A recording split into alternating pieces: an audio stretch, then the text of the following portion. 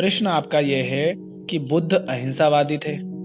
बुद्ध तो युद्ध करने के खिलाफ थे कि युद्ध नहीं किया जाए, लेकिन दूसरी तरफ कृष्ण हैं जो युद्ध करवाने पर ही तुले हुए हैं, हिंसा करवाने पर ही तुले हुए हैं।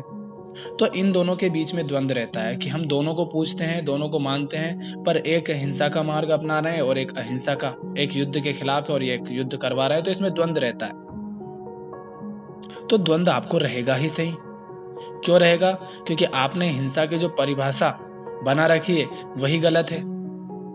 आप ये कह देते हो कि किसी को मारना हिंसा होता है, किसी से ऐसा व्यवहार करना जो उसे बुरा लग जाए, उसका दिल दुखा दे, उसे चोट लग जाए या किसी की जान चली जाए, तो आप उसे हिंसा कह देते हैं। और ऐसा हम इसलिए कहते हैं क्योंकि हम सिर्फ देह भाव में जीते हैं, शरीर भाव में जीते हैं, क्योंकि हमने स्वयं को कभी शरीर के अलावा और कुछ जाना ही नहीं।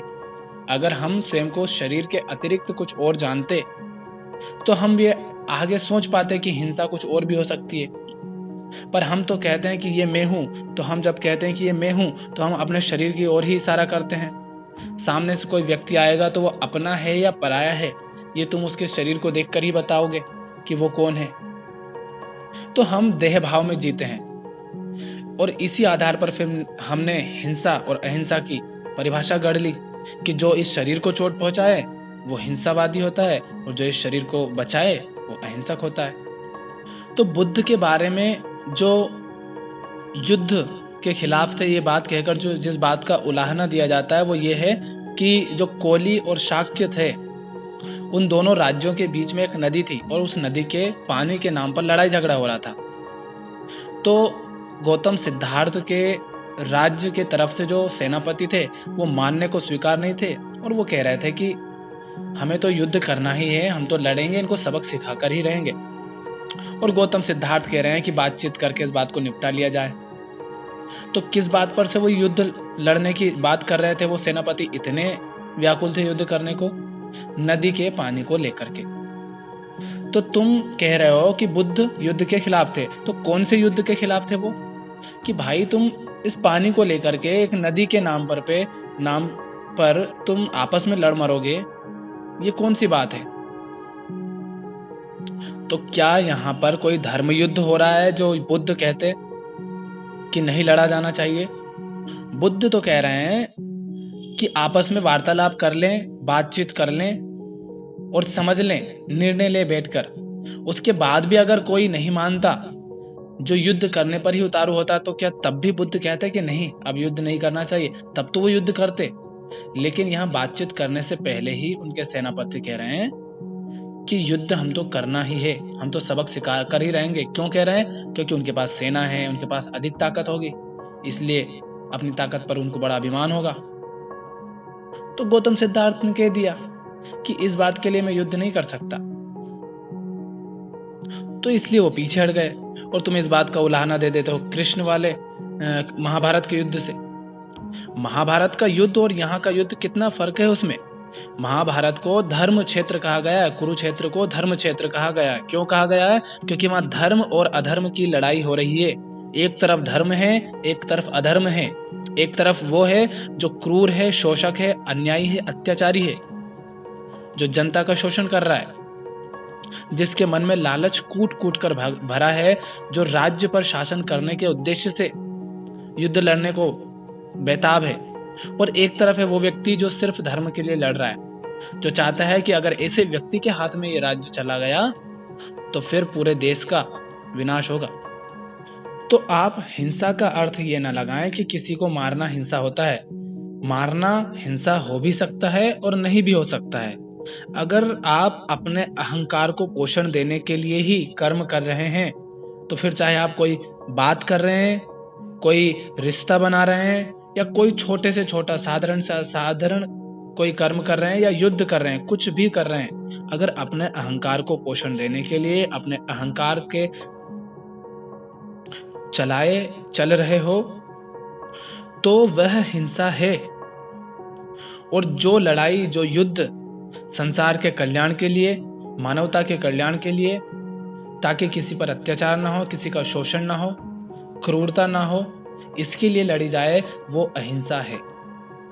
आपको क्या लगता है कि कृष्ण युद्ध करने को ही बेताब थे? लेकिन हमारे मन में ना ये ऐसी बातें इसलिए आ जाती हैं कि एक ऐसे थे एक वैसे थे, क्योंकि हमने कभी खुद ने ग्रंथ उठाकर बहुत अच्छे से अध्ययन नहीं किया। हमने या तो कहीं पर कुछ पढ़ लिया या कुछ सुन लिया या लोगों के कहे कहे बस चलते रहे। आप जब गीता से पहले महाभारत पढ़ेंगे आप, तो आप जानेंगे कि कृष्ण ने कई बार दुर्योधन को समझाने की कोशिश की कि युद्ध ना किया जाए, लड़ाई झगड़े ना हो, व्यर्थ में लोगों की जानें जाएंगी, इतने सारे सैनिक मारे जाएंगे, नुकसान होगा, हर तरह से बर्बादी होगी। और किसको समझाने की कोशिश कर रहे हैं वो? उस व्यक्ति को नहीं दे रहा है। और ऐसे व्यक्ति के हाथों में अगर पूरा राज्य रहेगा तो तुम्हें क्या लगता है कि सिर्फ वो अपना ही फायदा देखेगा? वो अपना फायदा नहीं, सिर्फ अपने लिए नहीं करेगा, वो लाखों करोड़ों लोग उसके हर निर्णय से प्रभावित होंगे। लेकिन इसके बावजूद भी कृष्ण ने कई बार समझाने की कोशिश की उसको कि भाई मान जाओ, मत करो युद्ध। पर वो मानने को कहां तैयार था। कृष्ण ने तो हर संभव प्रयास किए कि समझ जाए वो, पर जब बात इतनी आगे बढ़ गई कि वो मानने को ही तैयार नहीं है, वो लड़ने को ही उतारू है, तो ऐसे अधर्मी को मारा जाए या उसे छोड़ दिया जाए? ये व्यक्ति जो अपने भाई के साथ ऐसा कर सकता है, तुम्हें क्या लगता है कि पूरे राज्य की जनता का शोषण नहीं करेगा? ऐसे व्यक्ति को मारना अहिंसा है और ऐसे व्यक्ति को नहीं मारना हिंसा है। अगर अर्जुन ऐसे व्यक्ति से युद्ध किए बिना, इसको मारे बिना या युद्ध में लड़कर खुद मरे बिना ही युद्ध के मैदान से भाग रहा है, तो अर्जुन हिंसा कर रहा है। किस पर हिंसा कर रहा है? पूरे राज्य की जनता पर हिंसा कर रहा है, क्योंकि अर्जुन के ऊपर यह जिम्मेदारी है कि तुम योद्धा हो और तुम्हारी जिम्मेदारी है कि तुम ऐसे व्यक्ति से जनता को सुरक्षित रखो जो अगर अपने हाथ में राज्य को लेता है, शासन को लेता है, तो उनका शोषण करे, उन पर अत्याचार करे, उन पर क्रूरता करे। इसलिए दुर्योधन को मारना जरूरी था, क्योंकि वो अधर्मी था, वो अपने अहंकार के चलाए चल रहा था। और फिर जो व्यक्ति खुद अहंकार के चलाए चल रहा है, जो खुद अधर्म की लड़ाई लड़ रहा है, उस व्यक्ति के साथ अगर कोई और भी लड़ाई लड़ रहा है उसके तरफ खड़ा होकर के, तो वो भी अधर्मी ही कहलाएगा। इसलिए फिर बाकी जो उसके 100 भाई थे वो सारे के सारे भी मारे गए, जो गुरुजन थे वो भी मारे गए। क्यों? क्योंकि तुम अधर्म की तरफ से लड़ाई लड़ रहे हो। और बुद्ध की जब बात होती है तो कहा जाता है कि बाद में जब वो वहां से आ गए, उन्होंने युद्ध करने से मना कर दिया, तो कुछ समय के बाद जनता खुद खड़ी हो गई, आंदोलन कर दिए और आपस में बातचीत करके वो बात भी ठीक हो गई, निपटा ली गई। तो आपस में बात करी ना, वार्तालाप किया, उसमें बात खत्म हो गई। लेकिन यहां तो बात बन ही नहीं रही थी ना, दुर्योधन सुनने को ही तैयार नहीं था। तो ऐसा तो नहीं है कि यहां भी बात नहीं की, बात तो यहां भी की, पर यहां काम ही नहीं बना। और तुम कहते हो कि बुद्ध चले आए, ठीक है, कृष्ण भी चले जाते तो कृष्ण आए कब थे? तुम्हें क्या लगता है कि कृष्ण ने कोई ऐसा समझौता किया था कि युद्ध करोगे और राज्य अगर जीतोगे तो अर्जुन जो राज्य जीतोगे उसमें से आधा हिस्सा मुझे भी देना? क्या कृष्ण ने ऐसा कहा था? अरे कृष्ण तो पहले ही मना कर चुके थे कि भाई एक मेरी सेना ले लो और एक तरफ मुझे रख लो, लेकिन मैं युद्ध नहीं लड़ूंगा, मैं शस्त्र नहीं उठाऊंगा। तो कृष्ण तो पहले ही मना कर चुके थे कि भाई मैं नहीं लड़ूंगा। और कृष्ण को तो कुछ मिलने वाला भी नहीं था, उनके पास तो पहले ही सब कुछ है। लेकिन उसके बाद भी वो पूरा प्रयास कर रहे हैं, पूरी मेहनत कर रहे हैं, जान लगा रहे हैं, अर्जुन से बुराई मोल ले रहे हैं, सिर्फ इसलिए कि अर्जुन युद्ध करे। क्योंकि युद्ध अपने पराये का नहीं है, अपने स्वार्थों का नहीं है, युद्ध है धर्म और अधर्म के बीच का। आज अगर अमेरिका के पास ताकत है और अमेरिका में कुछ निर्णय लिया जाता है और अमेरिका की सरकार उसे चला रहा है कोई एक मूर्ख व्यक्ति, कोई अधर्मी व्यक्ति जो सबका शोषण करने को ही उतारू है, तो वो जो निर्णय लेगा उस निर्णय का असर पूरी दुनिया पर पड़ेगा। इसी तरह भारत में हस्तिनापुर के राज्य में अगर दुर्योधन के पास राज्य होता तो वो जो भी निर्णय लेता वो पूरे भारत को प्रभावित करता। तो तब जो दुष्परिणाम होते, क्या उसकी कल्पना भी कर सकते हो? चाइना में एक कोरोना के वायरस के नाम पर रिसर्च हो रही थी। अब ऐसा व्यक्ति वहां की सरकार चला रहा है जो दूसरे देशों पर सिर्फ हमला करने को ही उतारू रहता है। लूटने को ही उतारू रहता है। फिर तुमने भी भुगता ना उसके परिणामों को, जबकि तुम तो उसके देश के भी वासी नहीं थे। दुर्योधन इससे भी भयंकर खतरनाक अहंकारी था। बताओ कैसे उसके हाथ में उस राज्य को दे दिया जाए जो पूरे भारत को प्रभावित करे। हम कह देते हैं कि मेरे कुछ करने से क्या फर्क पड़ता है, कोई व्यक्ति अपने बच्चों को कैसे शिक्षा देता है, कैसे व्यवहार करता है, उससे मुझे क्या लेना देना। ठीक है, मत करो कुछ लेना देना, जो कर रहा है उसे करने दो, फिर भुगतना उसके दुष्परिणामों को। अलेक्जेंडर, जिसे सिकंदर कहते हो, यहाँ से हजारों किलोमीटर दूर था उसका देश। वहां उसकी माँ ने उसे क्या सिखाया, उसका असर तुम्हारे देश तक पड़ा कि नहीं पड़ा। कितने देशों को उसने बर्बाद किया, कितनी हिंसा की थी। तो उस हिंसा को रोकने के लिए, अपने देश की रक्षा के लिए अगर भारत के लोगों ने, भारत के राजा महाराजा खड़े हुए, उन्होंने लड़ाई लड़ी, तो क्या तुम इसको ये कहोगे कि वो हिंसा कर रहे हैं? वो देश के देश जलाकर आ रहा है, वो लोगों की गर्दनें काटता जा रहा है, खून बहाए जा रहा है। तो उसे रोकने के लिए अगर यहाँ से कोई व्यक्ति खड़ा होता है तो इसे हम हिंसा नहीं कह सकते। उसको छोड़ो, अभी कुछ सैकड़ों साल पीछे जाओ, तैमूर लंग, च्यांगजू, महमूद गजनवी, ये लोग जब आए थे, क्या हश्र किया था तुम्हारे देश का इन्होंने। पता है ना महिलाओं के साथ क्या होता था, बच्चों के साथ क्या होता था, आदमियों के साथ क्या होता था। हजारों लाखों को एक साथ काटकर फेंक दिया जाता था, सड़कों पर ढेर लगा दिए जाते थे। गलत आदमी के हाथ में अगर शासन होता है, गलत आदमी के हाथ में अगर ताकत होती है, तो क्या हाल होता है दुनिया का, वो तुम्हें इतिहास पढ़ोगे तो बहुत अच्छे से समझ आ जाएगा। तो उसे हिंसा कहते हैं। और ऐसी हिंसा को रोकने के लिए अगर ऐसे लाखों लोगों का कत्ल भी करना पड़े, उन्हें सबको मारना भी पड़े, तो वह हिंसा नहीं कहलाती। ऐसे लोगों को मारने के लिए कृष्ण ने जो युद्ध अर्जुन से करवाया, वो पूरी तरह से अहिंसा है। इसलिए कृष्ण को हिंसक नहीं कहा जा सकता। कृष्ण को कुछ नहीं मिल रहा है उस युद्ध से, पर वो जानते हैं कि अगर ऐसे अहंकारी के हाथ में शासन रहा तो ये दुनिया को बर्बाद कर देगा। क्योंकि जो अहंकारी है, उसका अहंकार कभी भी थोड़े से संतुष्ट नहीं होता।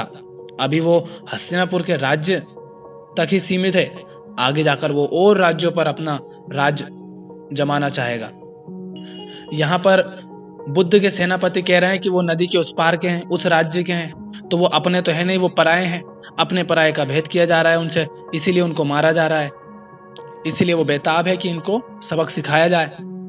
और गौतम सिद्धार्थ कह रहे हैं कि कहाँ से कोई अपना पराया है, सब अपने ही है, बस एक पानी के नाम पर एक नदी बीच में, इसलिए हम उनको पराया कह रहे हैं। पर गौतम सिद्धार्थ भी अगर ये कह दे कि चलो वो उस पार के हैं, वो अपने पराये नहीं, अपने पराये का भेद करके अगर वो युद्ध कर लें, तो वो हिंसा कहलाएगी।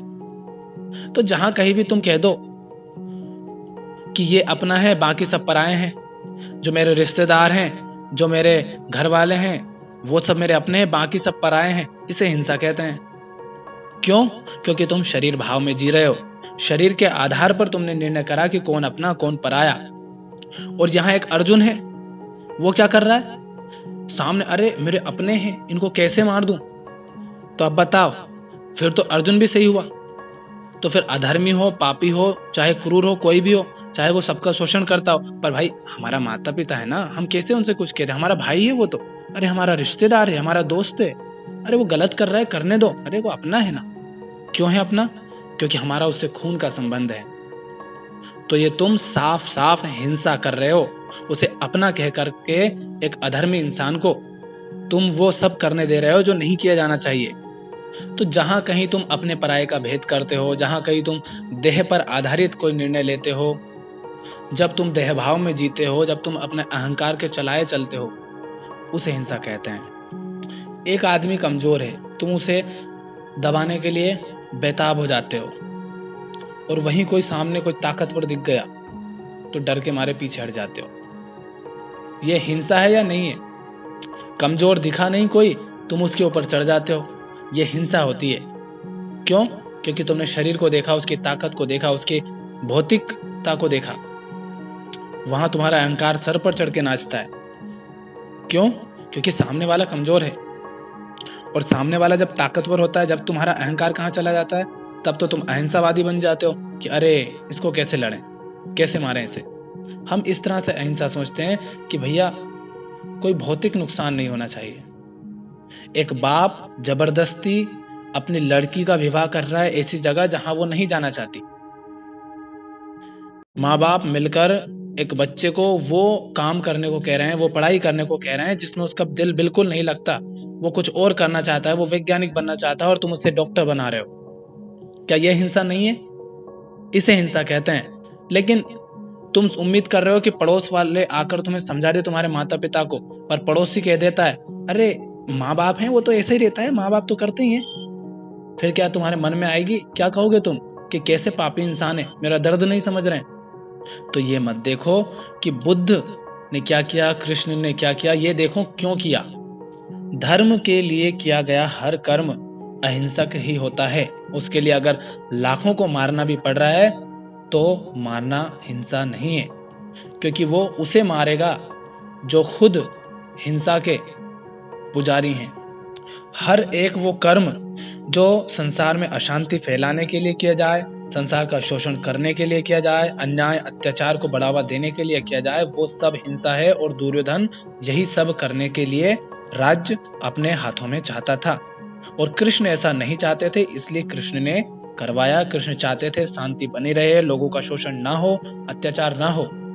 अर्जुन कह रहा है कि सब अपने हैं इसलिए नहीं मारूं, पर कृष्ण कह रहे हैं सब अपने नहीं हैं क्योंकि ये सब अधर्मी हैं, इसलिए इनको मार।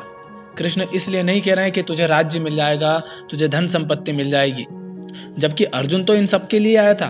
उसे राज्य चाहिए था, उसे धन संपत्ति चाहिए थी, उसे बदला लेना था, उसे वो क्रोधित था बहुत सारा, तो उसे अपना क्रोध उतारना था।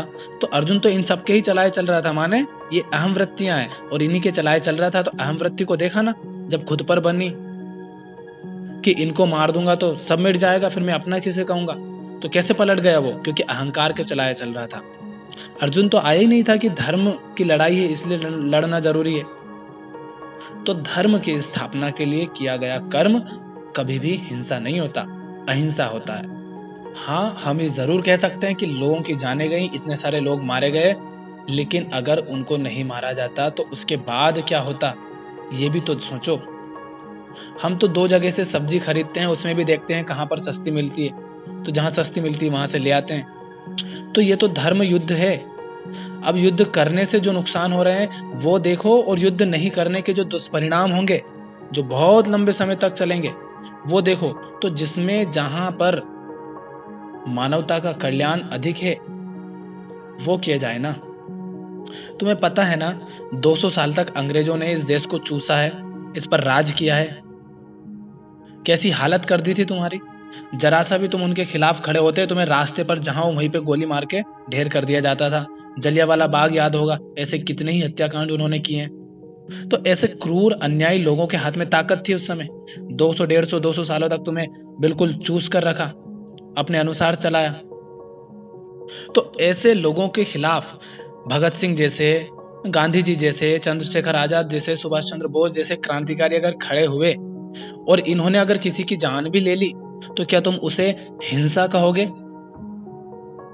अगर हिंसा है तो ऐसा नहीं है कि इनको भी उन्होंने खरीदने की कोशिश नहीं की होगी। भगत सिंह से सुभाष चंद्र बोस, सबसे, चंद्रशेखर आजाद, सबको इन्होंने कहा होगा कि पैसे ले लो, धन ले लो, वहां पर इतना कुछ ले लो, सब ले लो, पर तुम शांत बैठ जाओ। गांधी जी को भी आए होंगे ऑफर। बड़ी बड़ी कंपनियां हैं, इतना सारा उनका शासन है, वो सब ना हिले ना मिटे, इसके लिए उन्होंने इनको रिश्वत देने की कोशिश तो की होगी ना, खरीदने की कोशिश तो की होगी ना। तो ये भी बिक सकते थे, नहीं रखते तुमसे कोई मतलब, भुगतते फिर तुम इनके परिणाम, आज भी आजाद नहीं होते तुम। तो इन्होंने उनके खिलाफ कदम उठाए और कई लोगों की जानें भी ली। तो क्या आप इन्हें हिंसक कहेंगे? इनको हिंसक नहीं कहा जा सकता, क्योंकि ये उन लोगों के खिलाफ लड़ाई लड़ रहे हैं जो खुद बहुत बड़े हिंसक हैं, जो आम जनता को, निर्दोषों को, मासूमों को सरेआम कत्लेआम कर रहे हैं। तो तुम क्या चाहते हो कि शासन उस दुर्योधन के हाथ में चला जाए जो सरेआम सबके सामने चीरहरण कर रहा है, या अर्जुन के या युधिष्ठिर के पास आ जाए? तो जब देखो तब ये देखो कि जो हो रहा है वो कब हो रहा है, किस स्थिति में हो रहा है, किस समय हो रहा है। किन पक्षों के बीच में हो रहा है।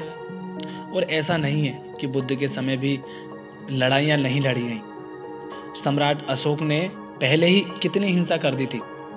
अगर वो युद्ध नहीं लड़े होते तो आपस में ही जो राजा लोग एक दूसरे में लड़ते रहते थे, क्या उन सब के होते हुए बुद्ध इस देश में हर जगह पर बुद्ध धर्म का प्रचार कर पाते, अपनी बात रख पाते इतने मजबूत तरीके से, इतने ठोस तरीके से? तो बिना लड़ाई लड़े तो कहीं पर भी काम नहीं होता, क्योंकि कुछ लोग होते हैं इस दुनिया में जो सुधरने को कभी तैयार नहीं होते। क्योंकि अगर हर व्यक्ति सुधरने को ही तैयार होता तो इस दुनिया में दुख होता ही नहीं। बुद्ध को, कबीर को, महावीर को, राम, कृष्ण, भगत सिंह, गांधी जी, इन सबको किसी को उठने की कोई आवश्यकता नहीं होती। पर चूंकि इनको आगे आना ही पड़ा, और उस समय के हिसाब से, चाहे वो नानक हो या गुरु गोविंद सिंह हो, महाराणा प्रताप हो या शिवाजी हो, कोई भी हो, जिसने भी लड़ाई लड़ी, उन्होंने उस समय के हिसाब से जो उचित था, जो आवश्यक था, वही किया। कोई व्यक्ति है जिसके पास तुम वार्तालाप करने जाओ, उसे समझाने जाओ, और वो तुम्हारी बात सुनने समझने के पहले ही तुम पर तलवार तान दे, तुम बोल ही ना पाओ, तो ऐसे व्यक्ति को तुम बात करके समझाओगे या उससे युद्ध ही करोगे?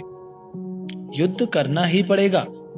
तो ये मत देखो कि कृष्ण ने युद्ध करवाया, बुद्ध युद्ध नहीं करे। तुम ये देखो कि अगर वो उस समय पर वैसा नहीं करते तो क्या हाल होता। इसलिए ना तो आप कृष्ण को हिंसक कह सकते हैं, ना ही बुद्ध को हिंसक कह सकते हैं। दोनों ने अहिंसा ही की है, और पूरी तरह वो शुद्धतम अहिंसा है। आज अगर तुम्हारी घर वालों की तुम्हारे पड़ोसियों से लड़ाई हो जाए और उसमें गलती तुम्हारे घर वालों की हो, उसके बावजूद भी अगर तुम अपने घर वालों का ही साथ दे रहे हो, उनके ही साथ खड़े हो, तो तुम भी हिंसा कर रहे हो। क्यों? क्योंकि तुम सिर्फ इसलिए उनके साथ खड़े हो क्योंकि तुम्हारा उनसे खून का रिश्ता है, तुम उन्हें अपना कहते हो, तुम उन्हें अपना कहते हो, पर वो गलत कर रहे हैं, वो अधर्मी हैं। उन्होंने सामने वाले के साथ इतना गलत किया है कि उसको ठीक किया ही नहीं जा सकता, और उसके दुष्परिणाम उसको अपने जीवन भर सहने पड़ रहे हैं। लेकिन उसके बाद भी तुम अपने का ही साथ दे रहे हो, ये कह करके कि उससे मेरा खून का रिश्ता है, भले ही वो गलत है, तो तुम हिंसा कर रहे हो। इसको हिंसा कहते हैं। वो सारे कर्म जो देह भाव में किए जाएं वो हिंसा है, वो सारे कर्म जो धर्म के लिए किए जाएं वो अहिंसा है।